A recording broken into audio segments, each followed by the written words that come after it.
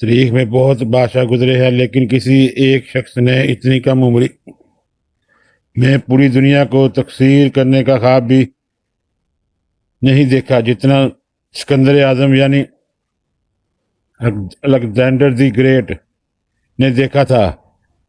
आज हम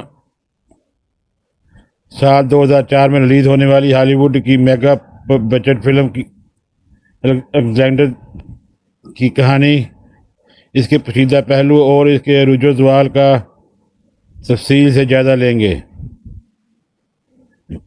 ये सिर्फ मैदान जंग की कहानी नहीं, बल्कि ये एक ऐसे इंसान की नफसियाती कहानी है जो अपनी माँ की मोहब्बत, बाप की नफ़रत और दुनिया को फतह करने का जुनून के दरमियान पिसता रहा। फिल्म की शुरुआत मिस्र के बूढ़े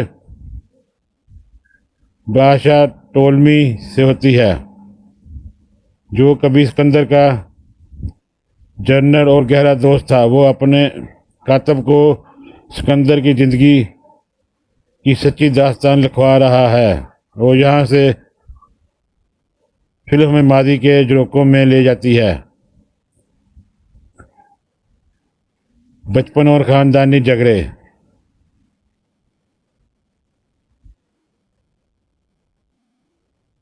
कहानी शुरू होते ही मकदूनिया से, जहाँ सिकंदर का बचपन दिखाया गया है, वो इसके वालिद किंग फिलिप एक नहायत ही सख्त जंगजू और शराबी इंसान है। दूसरी तरफ सिकंदर की माँ ओलंपस, जिसका किरदार अंजीला जूली ने निभाया है, एक इंतहाई चालाक, जादू टूने पर यकीन रखने वाली और अपने जौहर से शदीद नफरत करने वाली खतून है। ओलंपस बचपन से ही सिकंदर के जहन में ये बात डाल देती है कि तुम कोई आम इंसान नहीं हो, तुम यूनानी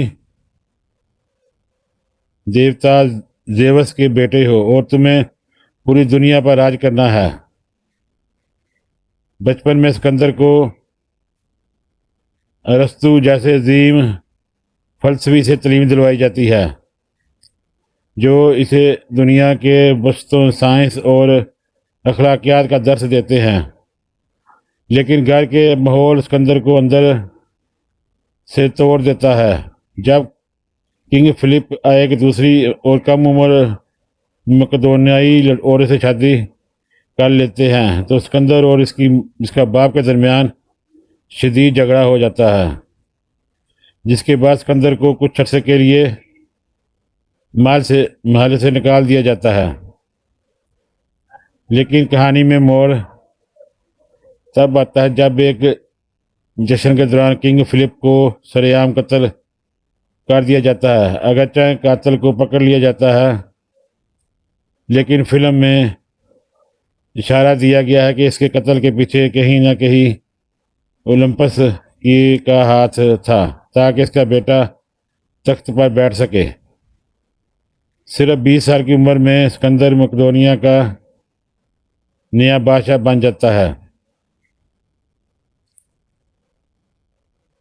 गागा मेला की तारीखी जंग और बाबर की फतह।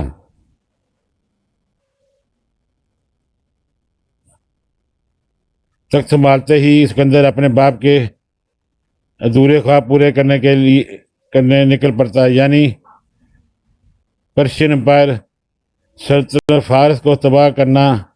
फिल्म का सबसे बेहतरीन बैटल और बड़ा हिस्सा गागा मेला की जंग है। यहाँ फिल्म में डायरेक्टर ओलिवर स्टोन ने कमाल की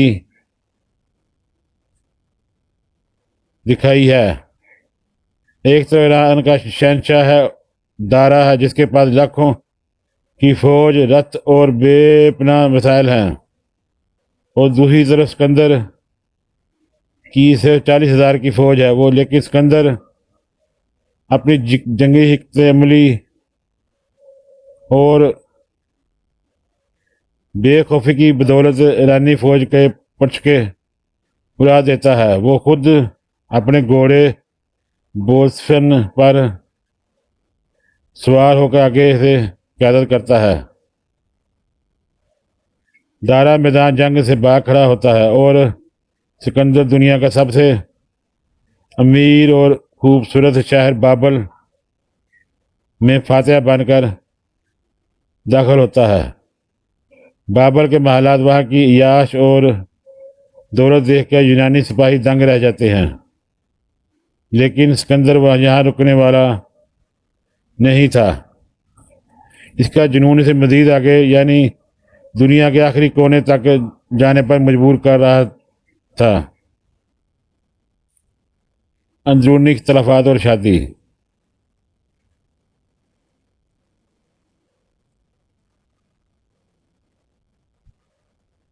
जैसे जैसे सिकंदर मशरक़ की तरफ बढ़ता है, इसके अपने जर्नैलों के साथ इख्तलाफात शुरू हो जाते हैं। सिकंदर का नज़रिया यह था कि वो मफ्तूहा इलाकों के लोगों को गुलाम नहीं बनाना चाहता था, बल्कि वो यूनानी और मशरक़ी थकाफ़तों को मिलाकर एक नई दुनिया बनाना चाहता था। वो खुद पर्शियन लिबास पहनना शुरू कर देता है और अपने सिपाहियों को भी मकामी औरतों से शादियां करने की तरकीब देता है। बात तब बिगड़ती है जब बैक्टीरिया सिकंदर बख्तर मौजूद वस्त की एक लोकल एशियाई शादी रक्सोना से शादी कर लेता है। इसके पुराने जनाइज शादी के सख्त खिलाफ होते हैं, क्योंकि वो रक्सोना को एक बारबियन वैशी या गैर महजब समझते हैं और चाहते हैं कि सिकंदर किसी मुकदनाई औरत से शादी करे ताकि तख्त का वारिस खालस मुकदनाई हो। इस दौरान सिकंदर का अपना बचपन के बेहतरीन दोस्त और जर्नैल लीड्स के साथ शराब के नशे में शदीद झगड़ा होता है। क्लेट्स सिकंदर पर इल्ज़ाम करता है कि वो अपने बाप फिलिप की कुर्बानियों को भूल चुका है और खुद को देवता समझने लगा है। गुस्से और नशे की हालत में सिकंदर अपने ही दोस्त क्लीट्स के सीने में नेज़ा मारकर इसे कत्ल कर देता है। ये फिल्म के इंतहाई जज्बाती और तीखी मोड़ है, जहाँ सिकंदर को पहली बार एहसास होता है कि वह तन्हा हो चुका है। इसका जुनून इसे अपनों से दूर कर रहा है। हिंदुस्तान पर हमले और ज़वाल का आगाज़।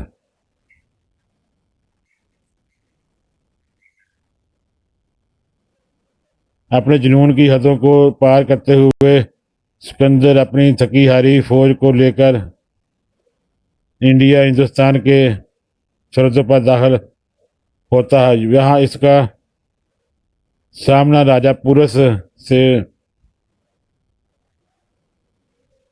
होता है। दरिया जहलम की जंग फिल्म के दूसरे बड़ा एक्शन सेटअप पीस है।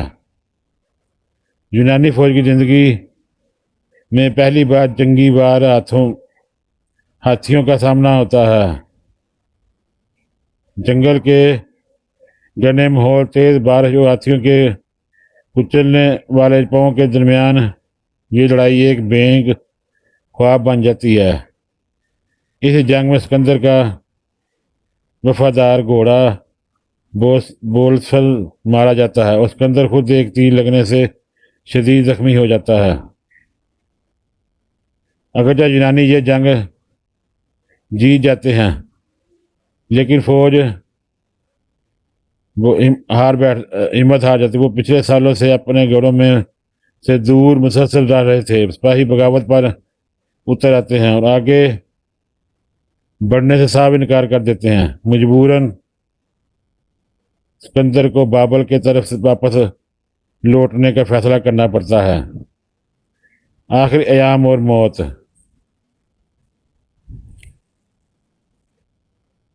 बाबर वापसी पर सिकंदर को एक और गहरा सदमा पहुंचा जब इसका सबसे करीबी साथी, दोस्त और मोहब्बत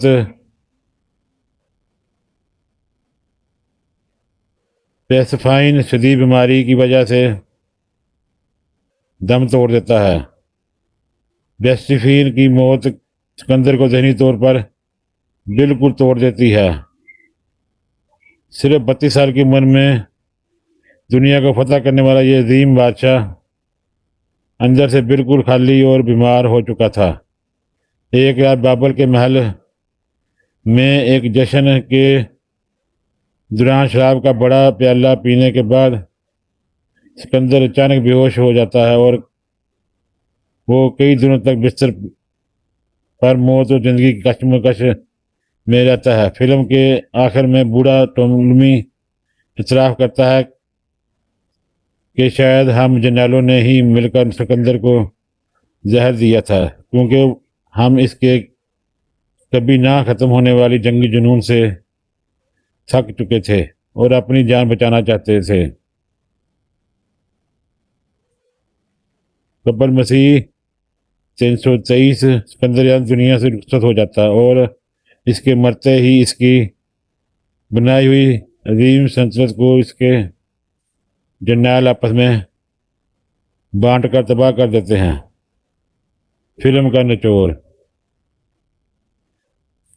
दोस्तों, ये थी फिल्म अलेक्जेंडर द ग्रेट की कहानी। ये फिल्म हमें सिखाती है कि आप चाहे पूरी दुनिया ही क्यों ना जीत रहे, लेकिन अगर आप अंदर के सुकून और खानदान के झगड़ों और अपने जज्बात पर फतह हासिल नहीं कर सकते तो आपका अरूज बहुत जल्द ज़वाल में बदल जाता है। ओलिवर स्टोन की ये फिल्म एक बादशाह के अजमत से ज़्यादा इसके तन्हाई और इंसानी कमज़ोरियों को सामने लाती है। आपको सिकंदर आज़म की ज़िंदगी का कौन सा हिस्सा सबसे ज़्यादा मुतासरकुन लगा? कमेंट्स में ज़रूर बताइए। वीडियो को लाइक करें और चैनल को सब्सक्राइब करना ना भूलिए। मिलते हैं अगली वीडियो में। अल्लाह हाफिज़।